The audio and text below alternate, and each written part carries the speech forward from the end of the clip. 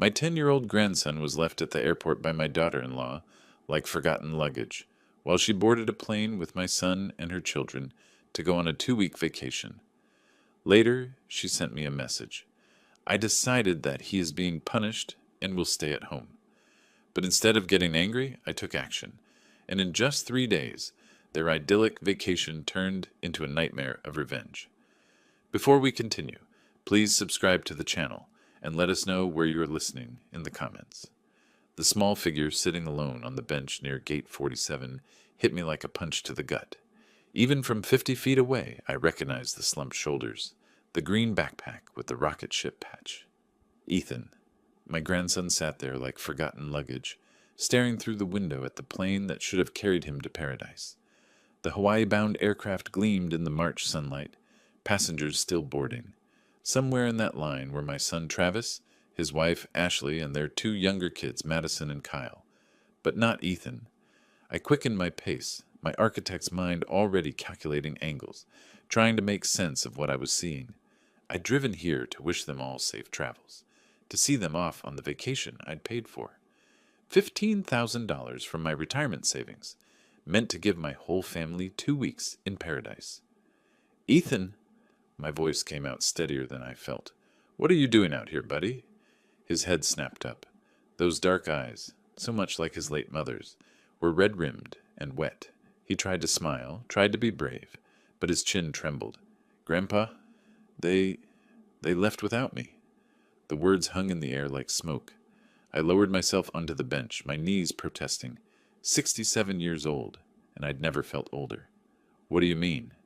We got here early. I was so excited, Grandpa. I had my swimsuit and my backpack and everything. His voice cracked. But then Ashley said I needed to use the bathroom before we boarded.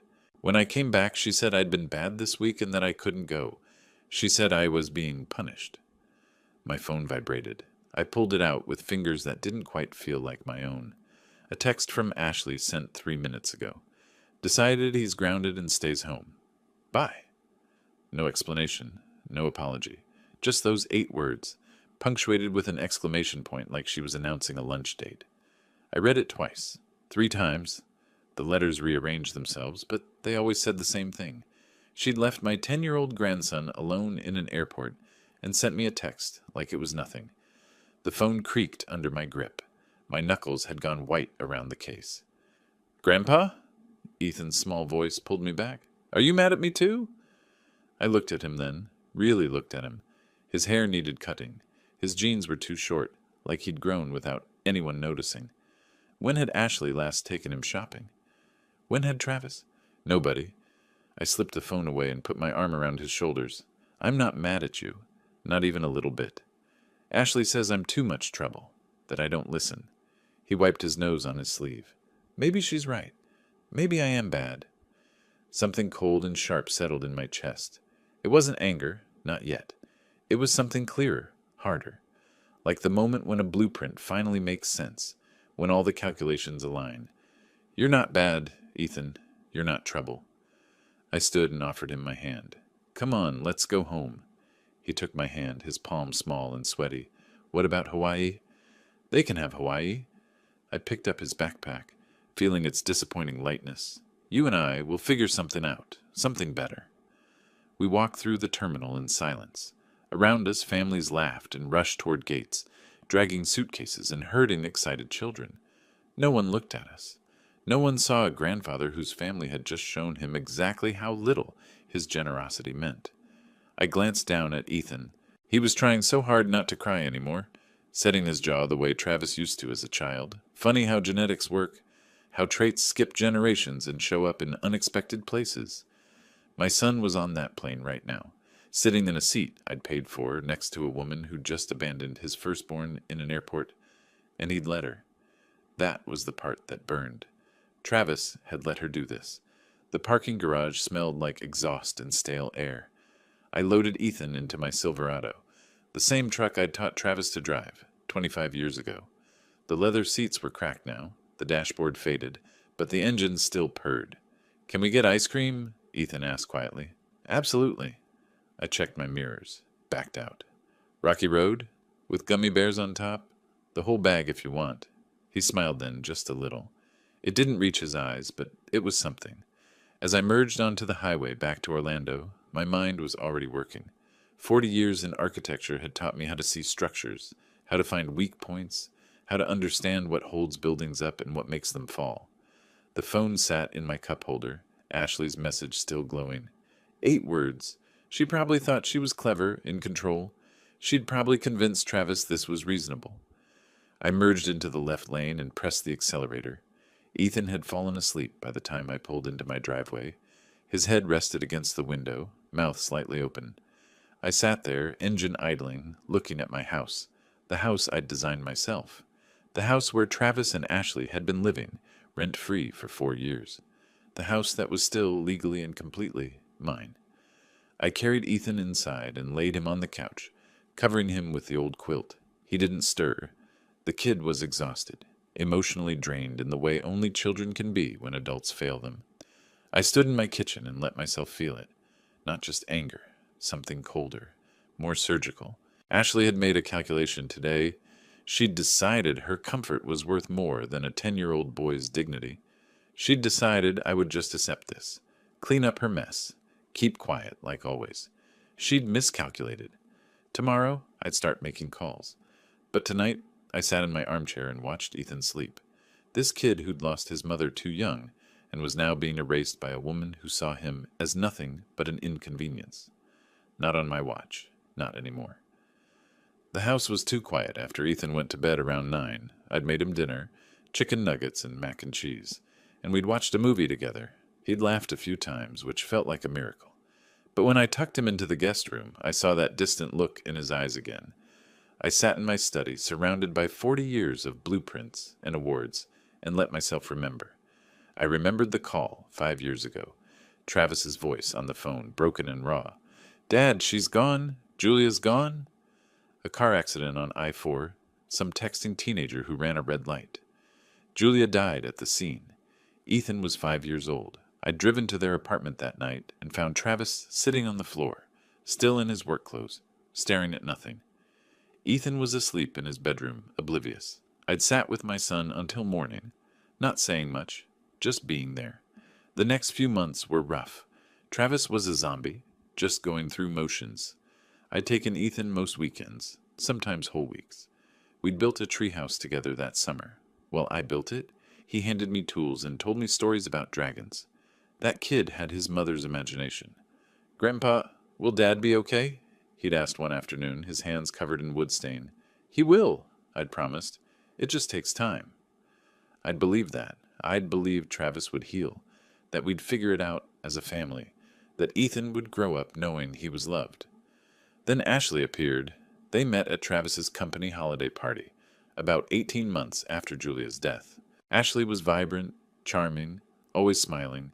She worked in marketing, knew how to make people feel special. Travis lit up around her in ways I hadn't seen since before Julia died. "She's amazing, Dad," he'd told me after their 3rd date. "She's so good with Ethan. She could be really good for us." I'd wanted to believe it. So when Travis introduced me to Ashley properly, I'd smiled and told her I was glad to meet her. The early signs were subtle. I noticed them, but I told myself I was being paranoid, overprotective. At Travis and Ashley's wedding, there was a moment during the family photos. The photographer wanted a shot of just Travis, Ashley, and their kids. Madison was 2. Ashley's from a previous relationship.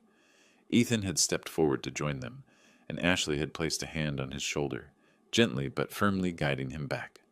"Just my daughter for this one, sweetie," she'd said with that bright smile. Travis hadn't said anything. I'd watched him avoid Ethan's confused eyes.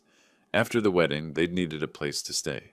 "Just temporarily, Dad," Travis had assured me, "until we find something." My house was big enough. 4 years later, they were still there. I'd watched the pattern develop. Ashley would make dinner, but forget to call Ethan until everyone else had been served. His portions were smaller.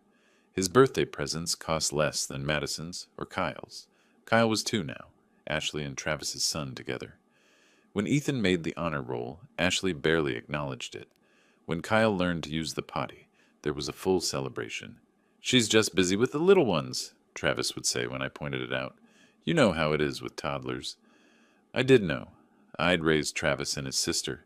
I'd never been too busy to celebrate my kids' achievements, no matter how small. The financial reality was something I'd been avoiding, but sitting in my study that night, I made myself pull out the files.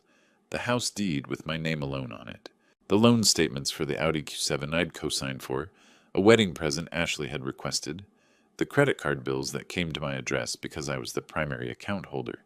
I did the math. Over 4 years, I'd subsidized their lifestyle to the tune of at least $200,000. The house alone would have cost them $3,600 a month to rent in this neighborhood.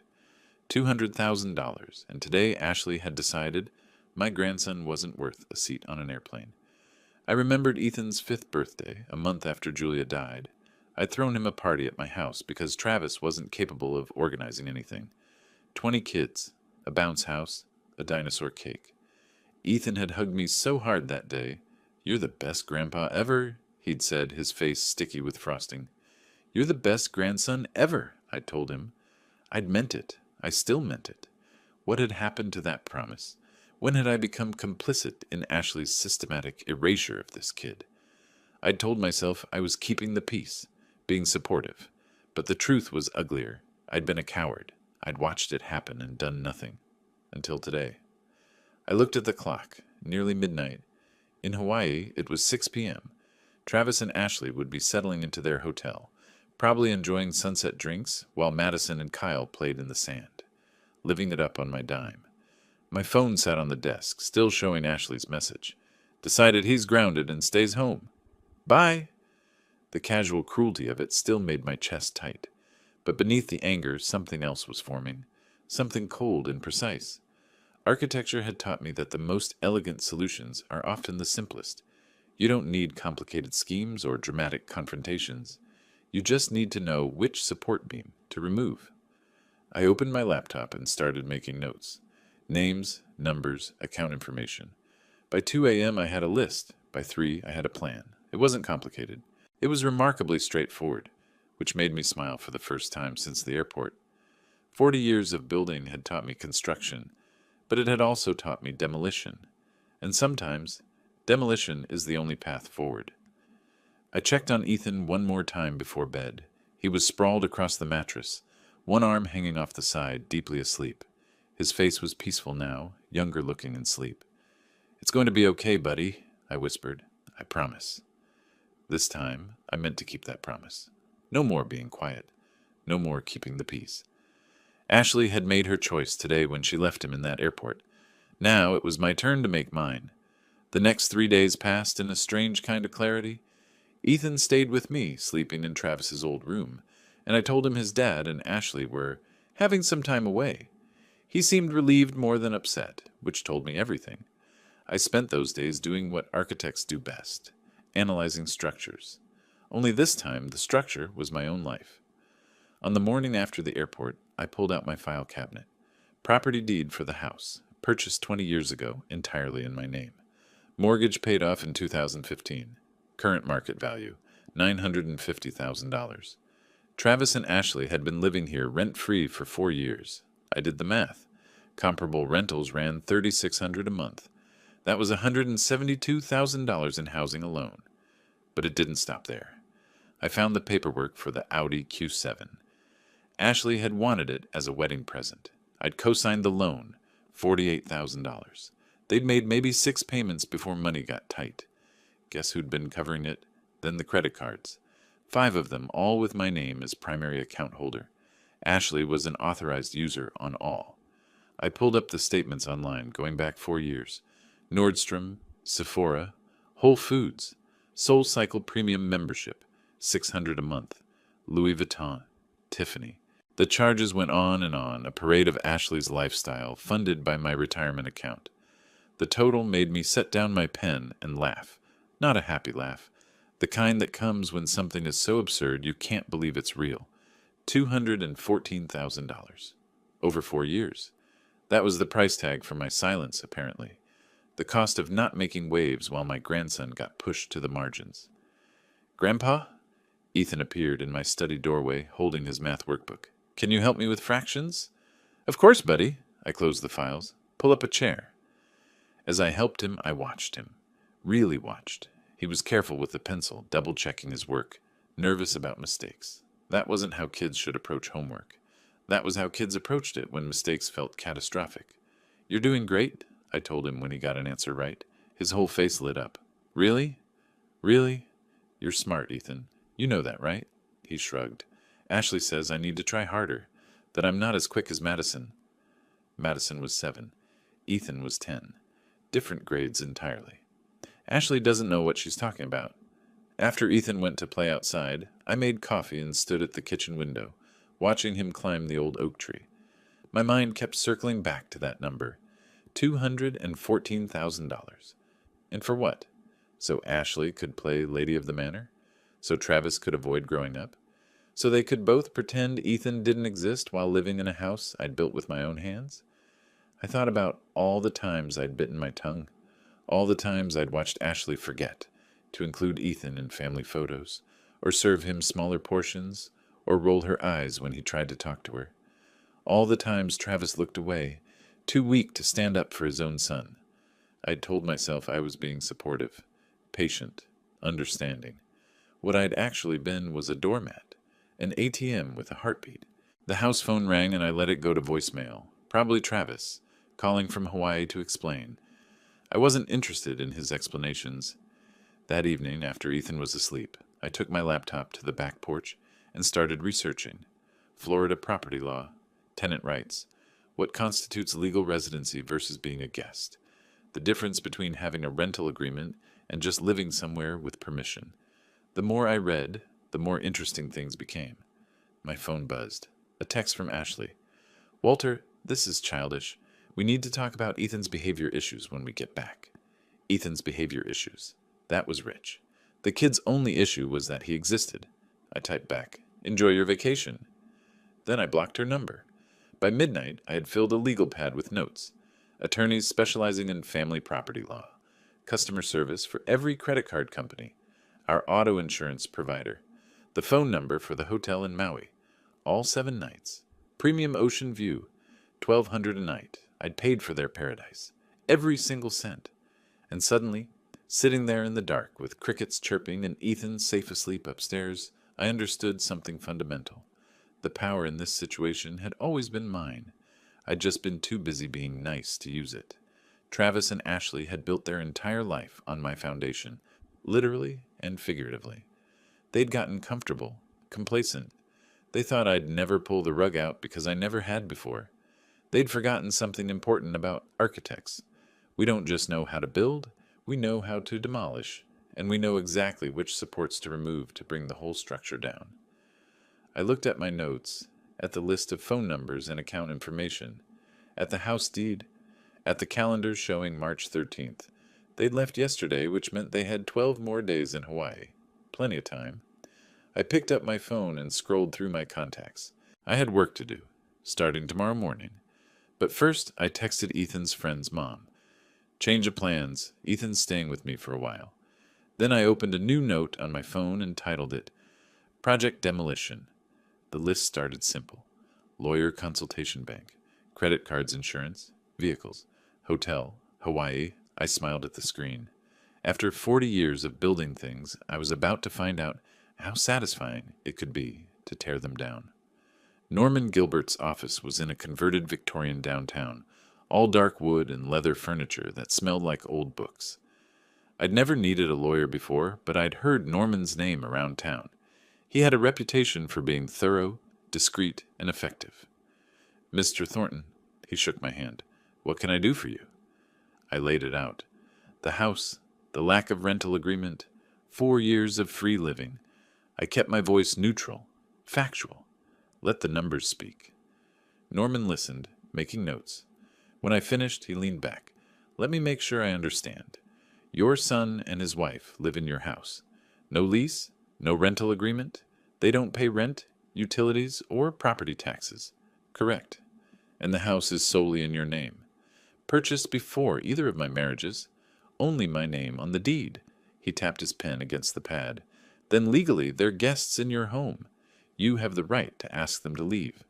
Florida law requires reasonable notice, typically 15 to 30 days for someone residing in a property, even without a formal agreement."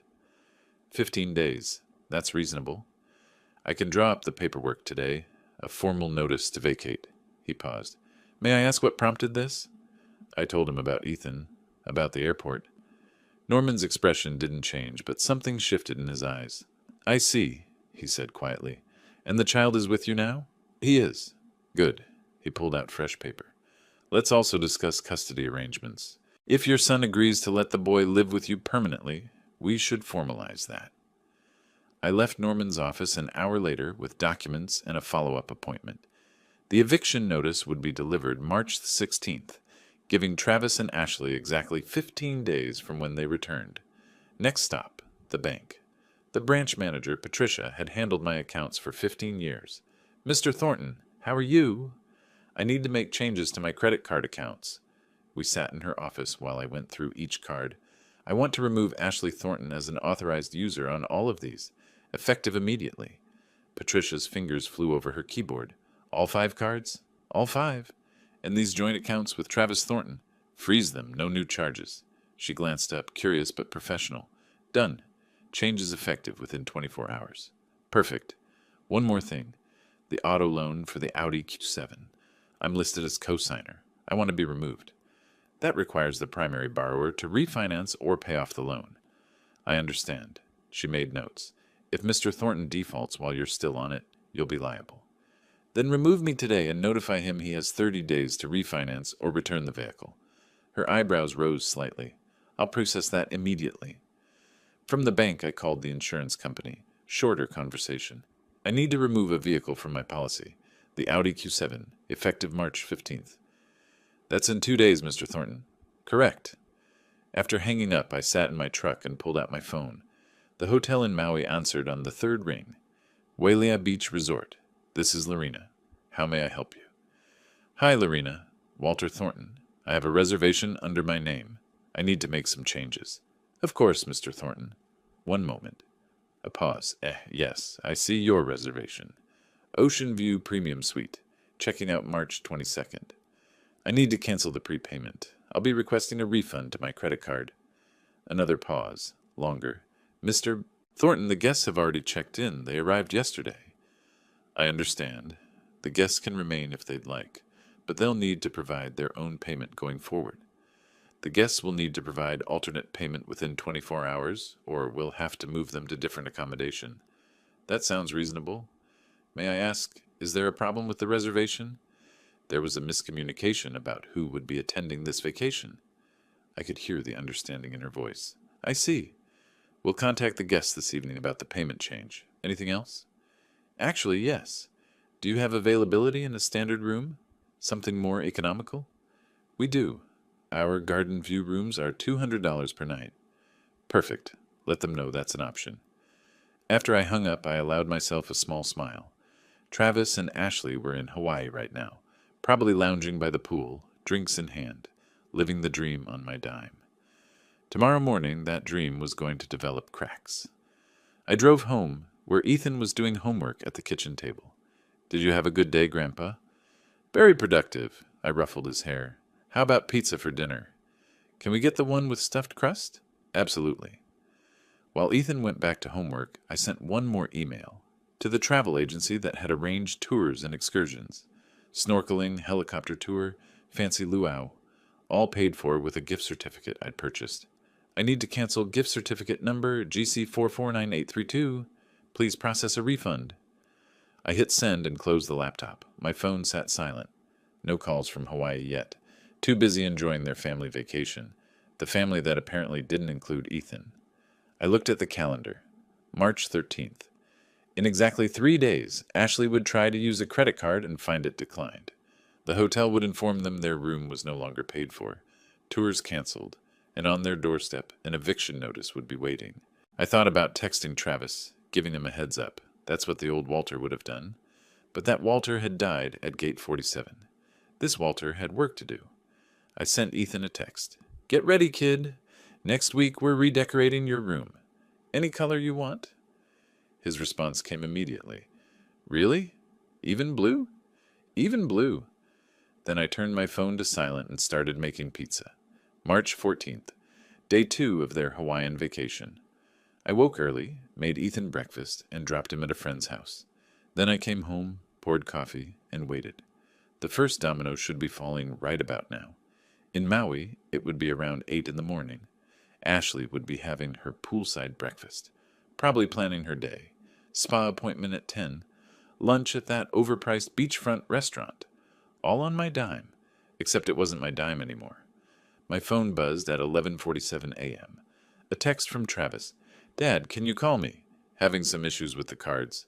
I set the phone down and took another sip. Issues with the cards. One way to put it. I didn't call back. Instead, busy today. Everything okay? 3 dots appeared, disappeared, appeared again. Cards aren't working. All of them. Can you check your account? My account is fine. Just checked this morning. More dots. I could practically feel his confusion. That doesn't make sense. Ashley's cards aren't working either. Strange. Maybe call the bank? I was enjoying this more than I should have. Each text was confirmation that my plan was working exactly as designed. The real satisfaction came an hour later. My phone rang. Unknown number, 808 area code. Hawaii. Mr. Thornton, this is Lorena Vasquez from the Wiley Beach Resort. Yes, Lorena. How can I help? I'm calling to confirm. We processed the refund as requested. The guests have been notified they'll need to provide alternative payment for the remainder of their stay. Perfect. How did that conversation go? There was a pause. Professional discretion warring with the desire to share what was clearly memorable. Mrs. Thornton was surprised. She's currently speaking with our front desk manager about room options. I appreciate your help, Lorena. Of course. And Mr. Thornton, for what it's worth, we deal with many families here. What you described about your grandson, she trailed off. Well, I hope everything works out. Thank you. It will. After hanging up, I pictured it. Ashley in her designer resort wear, standing at that polished desk. The smile sliding off her face as Lorena explained the $1,200 a night room was no longer prepaid. The manager offering the garden view option for $200 a night, the realization that she'd have to pay herself. I checked my watch. In Hawaii, 8:15 in the morning. They'd have just gotten the news. Ashley was probably frantically calling Travis, who was probably frantically calling the bank, who was probably very politely explaining that the account holder, me, had removed her as an authorized user. My phone rang again. Travis. I let it go to voicemail. Then I opened my laptop and logged into the travel portal. Found their excursions. Helicopter tour, canceled. Snorkeling, canceled. Sunset cruise, canceled. The luau, canceled. Gift certificate, GC 449832, purchased by Walter Thornton, revoked. Refund, processed. I sat back and looked around my kitchen. My house. The house I'd built, that I'd let them live in free while they spent my money on everything else. Ethan's lunchbox was on the counter from this morning. I'd packed it. Sandwich cut into triangles, apple slices, juice box, and a note. You're awesome. He'd read it at breakfast and smiled so wide. When was the last time Ashley had done anything for him beyond bare minimum? My phone buzzed. Another text. Dad, seriously, we need to talk. Something's wrong with all the accounts. I typed back deliberately. Nothing wrong on my end. Maybe it's a problem with your spending. 3 dots stayed there for a long time, then disappeared without a message. I imagined Travis showing that to Ashley, her face when she realized I knew, that this wasn't technical glitch or bank error, that it was intentional. By evening, 7 more calls from Travis, 3 from unknown Hawaii numbers, increasingly frantic texts. The last came at 6:32 p.m. We need to move to a different room. They're charging us $200 a night now. Dad, please, what's going on? I stared at that message. Part of me, the old doormat part, wanted to cave, to call back, to explain, to make it all okay. But then I remembered Ethan's face at the airport, the way he'd tried so hard not to cry, the way he'd asked if he was bad. I deleted the message. At 7, I picked Ethan up. He was happy, animated, telling me about the Lego castle they'd built. Can Tommy come over sometime? Of course, maybe this weekend. Really? He looked at me like I'd offered him the moon. Really? This is your house, too. You can have friends over whenever you want. He was quiet. Then, Ashley always said Tommy was too loud. Well, I said carefully, Ashley's not here now, and when she gets back, things are going to be different. Different how? Better. things are going to be better. That night, after Ethan slept, I sat on the back porch with a beer and my phone. Travis had finally stopped calling. In Hawaii, they were probably in their new room now, the garden view room costing a fraction of what they'd expected, the room they'd have to pay for themselves, with credit cards that didn't work. I pulled up photos and found Ethan's 10th birthday 6 months ago. There we were, him and me, with the cake I'd bought and decorated. Travis was in the background, looking at his phone. Ashley wasn't in the shot. She'd been busy. Tomorrow was March 15th, day 3, and I had more surprises waiting. I spent March 15th morning doing ordinary things, made pancakes with Ethan, helped with reading homework, took him to the park, and pushed him on the swings while he laughed in a way I hadn't heard in months. My phone stayed in my pocket, silent except for occasional buzzes I ignored. After lunch, when Ethan was absorbed in a movie, I finally checked my messages. 16 missed calls, 23 texts. I scrolled through them with my coffee, enjoying every word. Travis, 9:47 a.m. Hawaii time. Dad, the rental car company just called. They're taking back the car. Something about insurance? Please call. Travis, 10:23 a.m. We can't do any tours. They're all canceled. The agency says you canceled them. Why? Travis, 11:15 a.m. Ashley is freaking out. We can't even get an Uber because none of the cards work. We're stuck. And then Travis, 2:34 p.m. What the hell is going on? No more. Dad, please. He'd figured it out. My phone rang. Travis. This time I answered. Hello, son? Dad. His voice was tight, controlled. Someone trying hard not to explode. What are you doing? Me? I'm having a lovely day with Ethan. We went to the park. He went down the slide 17 times. Silence. I could hear Ashley in the background, voice sharp and angry. The credit cards, Travis said finally. The hotel. The rental car. The tours. This is you. Is it? Dad, this isn't funny. We're stuck here. We can't... Can't what? Can't enjoy the vacation I paid for? The vacation you left Ethan out of? More silence. Ashley's voice got louder. It was a misunderstanding, Travis started. A misunderstanding? I set down my cup. Travis, she left him in an airport. A 10-year-old child. She sent me a text saying she'd decided he was grounded. Just abandoned him there and got on the plane. She was upset. He'd been acting out. He's 10. Kids act out. You don't abandon them in a busy airport and fly to Hawaii. Dad, please, his voice cracked. We need your help. We can't get home without my money, without my credit cards, without my house to come back to. A pause. What do you mean, your house? I smiled. He hadn't gotten that email yet. Check your messages. You should have something from Norman Gilbert. Who? My attorney. He sent you both an email this morning. Might have gone to spam. I heard rustling, Ashley's voice getting insistent. Then Travis, hollow. An eviction notice. You're evicting us? Technically, notice to vacate, since you don't have a lease, 15 days from when you return. You can't do this. That was Ashley. She'd grabbed the phone. We're family. You can't just throw us out. Ashley, tell me something. Where's Ethan right now? What? Simple question. Where is my grandson? The one you left at the airport 2 days ago? She didn't answer. He's here. With me. Where he's safe and wanted and not treated like an inconvenience. Where he should have been all along. You're insane. We'll fight this. You'll what? Get a lawyer? With what money? The frozen bank accounts? The canceled credit cards? Or maybe you'll use the Audi I stopped paying for? Oh, wait. That doesn't have insurance? I could hear her breathing, sharp and angry. This is because of him, isn't it? Her voice was venomous. That kid has been a problem since day one. He needs discipline. That kid is your stepson, Travis's son, a child who lost his mother and deserved better than you. Travis, are you hearing this? Your father is choosing some brat over your own family. My family, I said quietly, is currently eating popcorn and watching movies in my living room. Your family is in a budget hotel room, trying to figure out how to pay for dinner. Very different situations. Ashley was screaming now, but Travis had taken the phone back. Dad, his voice shook. What do you want? What will it take to fix this? I looked at Ethan through the doorway, laughing at something on screen, relaxed in a way he never was around Ashley. I want you to think about what you've done. Both of you. I want you to think about what kind of man leaves his son behind so his new wife can have a perfect family photo.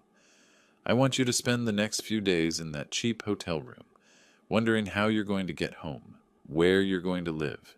The way Ethan was left wondering in the airport? That's cruel. No, son. What's cruel is leaving a 10-year-old in an airport. What I'm doing? This is called consequences. I hung up. My hands shook slightly. Not from anger.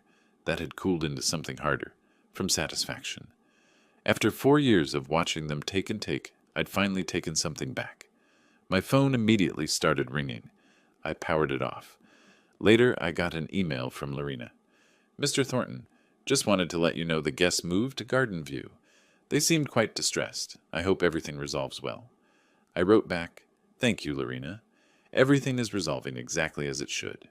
Then I joined Ethan, and we watched the rest of the movie. He fell asleep against my shoulder halfway through, and I didn't move until credits rolled. Outside, the sun was setting over Orlando. In Hawaii, Travis and Ashley were facing their first real night in paradise without my money. And it was just the beginning. March 16th dawned clear in Orlando. I was making eggs when my phone buzzed with an email notification. Norman Gilbert, my attorney. Mr. Thornton, the notice to vacate was successfully delivered electronically at 8:47 a.m. Hawaii time. Per Florida statute, this initiates the 15-day notice period upon their return. I smiled. In Hawaii, it was 2:47 in the morning. They'd wake up to that email. What a way to start their day. Ethan came into the kitchen, hair sticking up. Morning, Grandpa. Morning, buddy. Eggs? Yes, please. Can I have the cheese kind? You can have anything you want. While he ate, I checked my messages. An automated notification from insurance confirming the Audi had been removed from my policy. A text from Patricia at the bank. The cosigner removal on Travis's car loan had been processed. Everything was falling into place. My phone rang around 10. Unknown Hawaii number. I let it ring through, then listened to the message. It was Travis. His voice was different now, hollow, defeated. Dad, we got the eviction notice. The email from your lawyer. I don't understand how it came to this. Ashley's trying to call her family, but nobody's answering. Insurance called about the Audi. The bank called about my car. Everything's falling apart. There was a long pause. Ashley was yelling in the background. We're coming home tomorrow. We found cheap tickets. I don't know what we're coming home to, but we're coming back. I hope this was worth destroying your relationship with your son. The message ended. I sat there, phone in hand. Worth it? I looked out at Ethan climbing the oak tree, fearless and laughing. A kid who'd been invisible in his own home, left in an airport like forgotten luggage. Yeah, it was worth it. Around noon, my phone rang again. Ashley's mother, Carol. I answered. Hello, Carol. Walter? Her voice was tight. Did you really leave Ethan at the airport? Actually, Carol, it was the other way around. Ashley left Ethan at the airport. I found him there, alone, crying, watching the plane fly away without him. Silence. She called me this morning, Carol said finally. Told me some story about you cutting off their money, canceling their vacation, evicting them. She wanted me to wire her cash. Said you'd gone crazy. Did you? No, because first I called Travis's sister, Amy, and Amy told me she'd gotten a very different phone call from you last week about what really happened. I'd forgotten about that call. Travis's sister and I had always gotten along. When I'd told her about Ethan, she'd been horrified. I'm ashamed, Carol continued, that my daughter could do something like that. To a child. To any child, but especially one who lost his mother so young. I appreciate you saying that. Ashley's been calling me every hour. I'm not answering. Neither is her sister. We both told her the same thing. Fix what you broke, or don't call us. Carol paused. That boy is welcome at my house anytime, Walter. Anytime at all. After we hung up, I sat back. I'd made that call to Carol a week ago, right after the airport, betting that a grandmother's heart would override any loyalty to Ashley. I'd laid out exactly what happened, provided the text Ashley had sent me, explained the years of small cruelties. I'd been right to bet on it. That afternoon, another voicemail from Travis. This one was shorter, more desperate. Dad, Ashley tried to call her mom, her sister. Nobody's picking up. How did you talk to them? What did you tell them? There was a bitter laugh. Of course you did. You planned all of this, didn't you? Every single piece. The cards, the hotel, the eviction notice, even poisoning Ashley's family against her. I told them the truth, son, I said to the empty kitchen. That's all I had to tell them. By evening, I'd gotten 6 more calls from Hawaii. The messages grew increasingly frantic. Ashley had apparently tried to book a hotel for when they got back to Orlando, only to find that, with no working credit cards, she couldn't put down a deposit. Travis's last message came at 8 p.m. We leave tomorrow morning, early flight. We'll be back by evening. Dad, please, whatever you're planning when we get there, please remember that Madison and Kyle are just kids. They didn't do anything wrong. He was right about that. Madison and Kyle were innocent, but they weren't my responsibility anymore. I texted back 4 words. Ethan is a kid too. The response came immediately. I know that now. Please. I didn't respond again. That night, I did something I enjoyed more than I should have. I went through the house, room by room, and boxed up everything that belonged to Travis, Ashley, Madison, and Kyle. Clothes, toys, toiletries, documents. I was methodical, labeling each box clearly. Ethan helped with some of it, though he didn't understand why. Are they moving, Grandpa? Yes, buddy. They need their own place. Oh, okay. He handed me another box. Are we staying here? We are. This is our house. Yours and mine. He smiled at that. Good. I like it here with you. By midnight, the living room was full of neatly stacked boxes. Everything they owned, packed and ready. I'd even printed out the eviction notice and taped it to the front door. I stood in the doorway, looking at my handiwork. 4 years they'd lived here. 4 years of taking my money, my home, my generosity, and giving nothing back except mistreatment of a child. Tomorrow, they'd walk through that door and see exactly how much power they'd never actually had. Tomorrow, the fantasy would end. March 17th, the day they came home. I knew their flight schedule. They'd land at 6:23 p.m., an hour through the airport, 30 minutes home. They'd arrive around 8. Ethan was at school, blissfully unaware. I'd arranged for him to sleep over at Tommy's. Whatever happened when Travis and Ashley walked through that door, I didn't want Ethan near it. At 3, my phone rang. Travis calling from Maui Airport. We're boarding soon. His voice was exhausted. Dad, what are we coming home to? The consequences of your actions. Can you just tell me what to expect? Your belongings are packed. The eviction notice is on the door. You have 15 days to find somewhere else. 15 days. He said it like a foreign language. Where are we supposed to go? That's not my problem anymore. We have kids. Madison and Kyle. You have 3 kids, I interrupted. You keep forgetting. Ethan is your child too. I know that. I think you've spent 4 years letting your wife treat him like he doesn't exist. I think you let her leave him in an airport and got on a plane without looking back. Silence. And now you're upset there are consequences, that the free ride is over. Dad, I'll see you at 8. I hung up. An hour later, Ashley called, voice shrill and desperate. Walter, you have to stop this. We have nowhere to go. No money, no credit cards. You have Travis's salary. You're adults. Figure it out. I can't believe you're doing this, after everything we've done for you. I laughed. Done for me? Let me read you something. In 4 years, you've cost me $214,000. Housing, car payments, insurance, credit cards, various loans. You've done nothing except take. We gave you family. We gave you grandchildren. You gave me access to grandchildren while systematically abusing one. That's not a gift, Ashley. That's hostage-taking. She started crying, big, dramatic sobs. My mother won't even talk to me. My sister hung up. What did you tell them? The truth, that you left a 10-year-old boy in an airport because he was inconvenient. He was being difficult. He's a child, Ashley.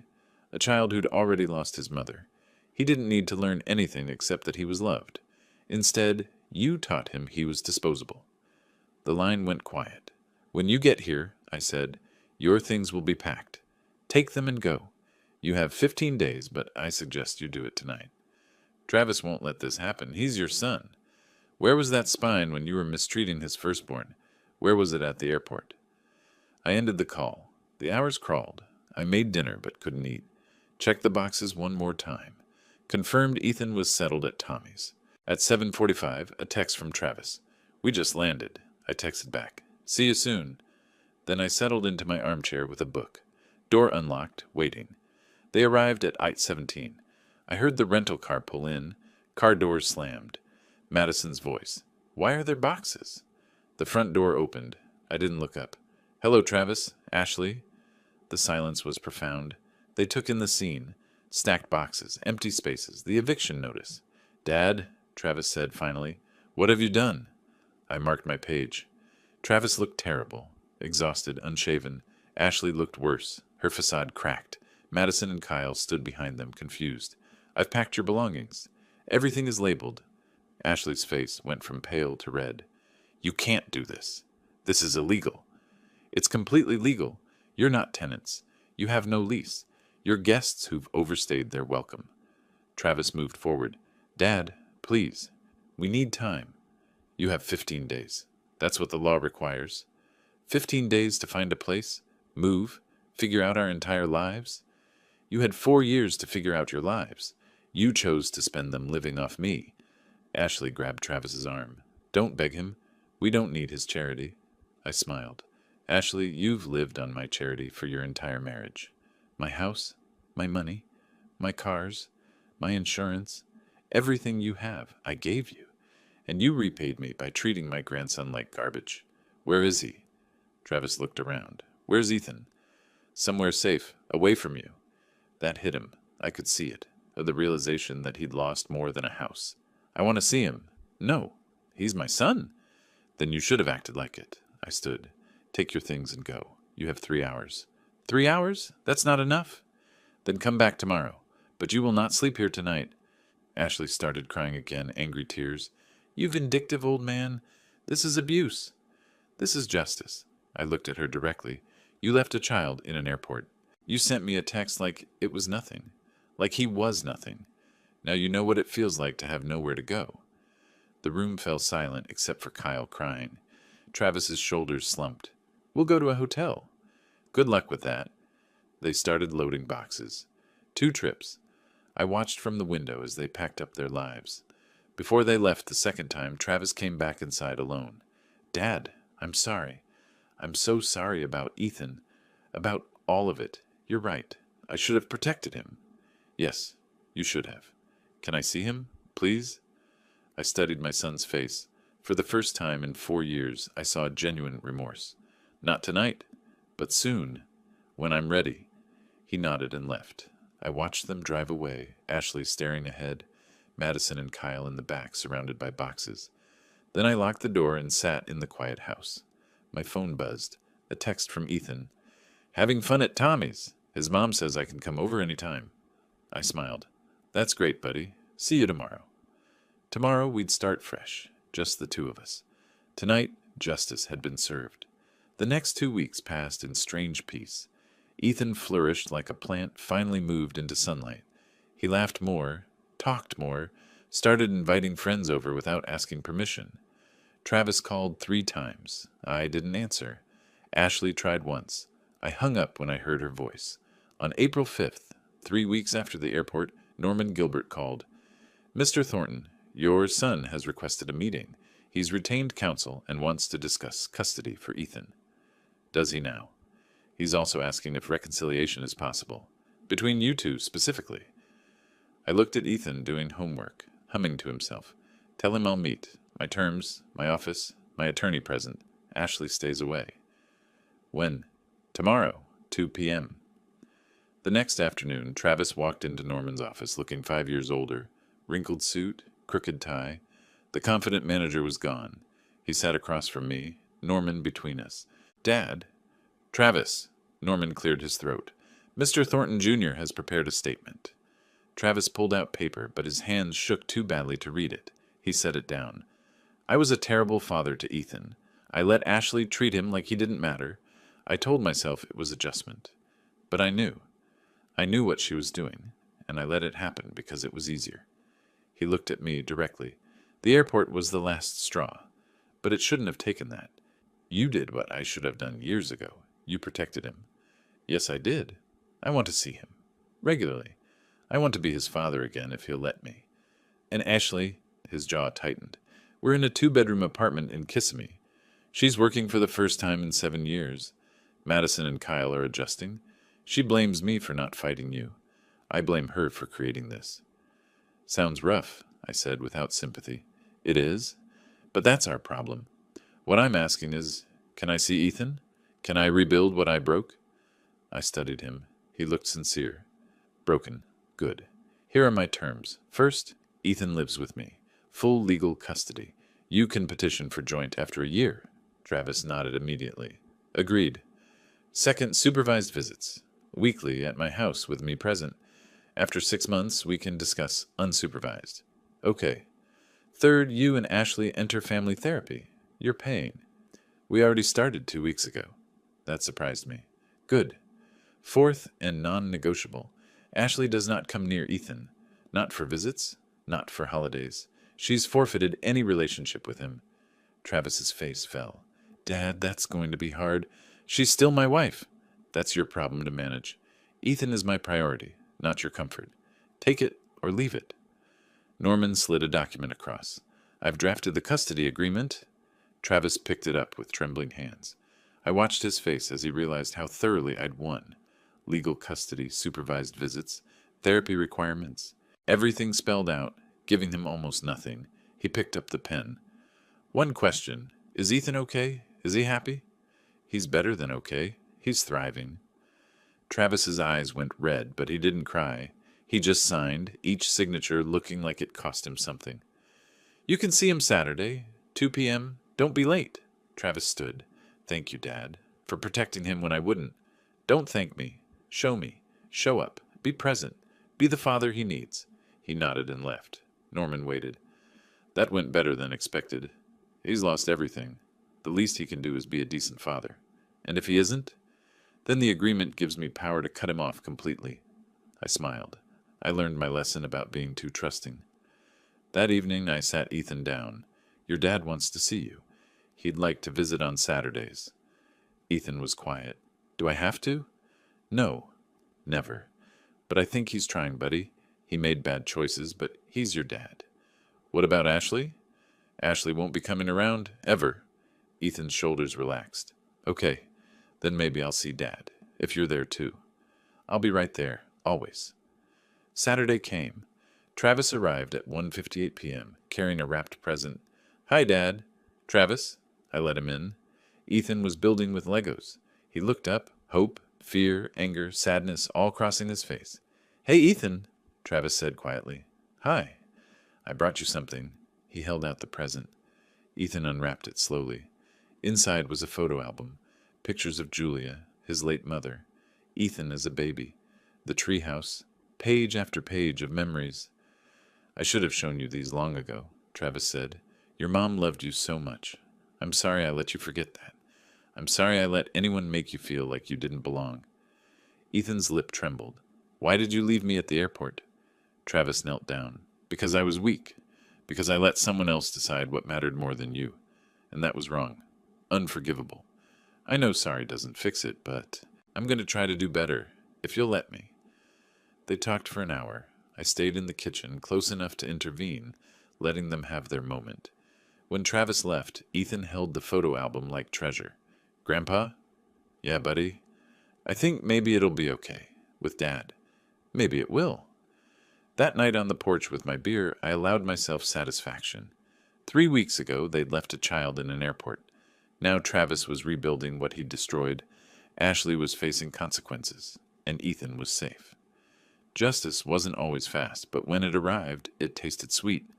2 months later, life had settled into unexpected normalcy. Travis came every Saturday. The first visits were awkward, but slowly he and Ethan rebuilt their relationship. They'd play games, work on homework, talk about school and friends. Travis never mentioned Ashley. Ethan never asked. I'd heard through Amy that things were rough in the Kissimmee apartment. Ashley was miserable at her dental job, constantly complaining about working. She and Travis fought constantly. Madison and Kyle struggled with the change from big house to cramped apartment. I felt no sympathy whatsoever. On a warm evening in early June, I was on the porch with Ethan. We'd started a tradition, ice cream after dinner, watching the sunset. Grandpa? Ethan asks, working on his second scoop of Rocky Road. Yeah, buddy. Why did they do it? Why did they leave me at the airport? I'd been waiting for this question. You know what I think? Being a family isn't about whose blood you share. It's about who shows up. Who's there when things are hard? Who puts you first? You put me first. I did. Because that's what people do for the ones they love. He was quiet. Do you think Ashley ever loved me? That one was harder. I think Ashley loved the idea of a perfect family more than she loved the actual people in it. And when you didn't fit her picture, she decided you were the problem. But here's the thing. You were never the problem. You were never too much or too difficult or not good enough. Ashley just didn't know how to love someone who wasn't exactly what she wanted. That's sad. It is, for her. I'm glad I'm here with you. Me too, buddy. Me too. We sat as the sun painted the sky orange and pink, and I felt something I hadn't felt in years. Complete peace. The house was ours. The future was ours. Nobody was taking that away. The doorbell rang around 8. I wasn't expecting anyone. Travis stood there, alone. Can we talk? I let him in. Ethan was upstairs playing video games. I wanted to tell you in person. Ashley and I are separating. She's moving in with her sister in Tampa. Papers will be filed next week. I'm not surprised. She never got over what you did. She blames you for everything, losing the house, the cars, the lifestyle. She can't accept that her own actions caused this. Some people never do. I know you don't care, but I need to say it. You were right. About everything. About her. About how she treated Ethan. About me being too weak to stop it. You did what needed to be done. I did what any decent person would have done. I protected a child. He nodded. Ethan's different now, happier, more confident. He talks about his friends, his school. He never did that before. Because he was too busy trying to be invisible? Yeah. Travis looked at me directly. I failed him as a father, but I'm asking for a chance to make it right, to be part of his life, to show him I can be better. I thought about the boy upstairs who'd been abandoned and had every reason to never trust again. Keep coming on Saturdays. Keep being consistent. Keep putting him first. And in 6 months, we'll talk about expanding the arrangement. Thank you, Dad. Don't thank me. Thank him. He's the one giving you another chance. After Travis left, I went upstairs. Ethan was sprawled on his bed, controller in hand. Hey, champ, your dad stopped by. I know. I heard. He paused his game. He's getting divorced, isn't he? Yeah, he is. Is that my fault? No. That's between your dad and Ashley. You're not responsible for their choices. Good. Because I was worried I'd feel bad, but I don't. Is that wrong? No, buddy. That's not wrong at all. He went back to his game, and I stood watching him. This kid who'd been discarded, made to feel small and unwanted, who'd sat alone in an airport, he was going to be okay. Better than okay. That night, after Ethan slept, I sat in my study and pulled out the file, the house deed, the financial records, the text from Ashley, decided he's grounded and stays home. Bye. I'd kept everything as a reminder that silence isn't strength, that keeping the peace isn't worth losing yourself, that sometimes the kindest thing is cutting out the rot before it spreads. 4 months ago, I'd been a doormat, an ATM with a heartbeat, someone who'd avoid conflict rather than stand up. Now, I was a grandfather raising his grandson in the home I'd built, on my terms. I was someone who'd found the one solution that would work, complete demolition followed by careful rebuilding. Travis would earn his way back slowly. Ashley would face consequences, and Ethan would grow up knowing at least one person had loved him, enough to burn it all down to keep him safe. I pulled out my phone and looked at yesterday's photo. Ethan and me at the park, both laughing. His smile was genuine, reaching his eyes, no shadows. That smile was worth every uncomfortable conversation, every burned bridge, every dollar it cost me. Justice wasn't always swift, but when it finally arrived, it was delicious. I closed the file and locked it away. I didn't need it anymore. The story was written, the ending clear. An old man, a wounded boy, and a decision that changed everything. Sometimes the greatest revenge is simply refusing to let cruelty win. If you like this story, please like this video, subscribe to the channel, and share your impressions of this story in the comments. To listen to the next story, click on the box on the left. Thank you for watching,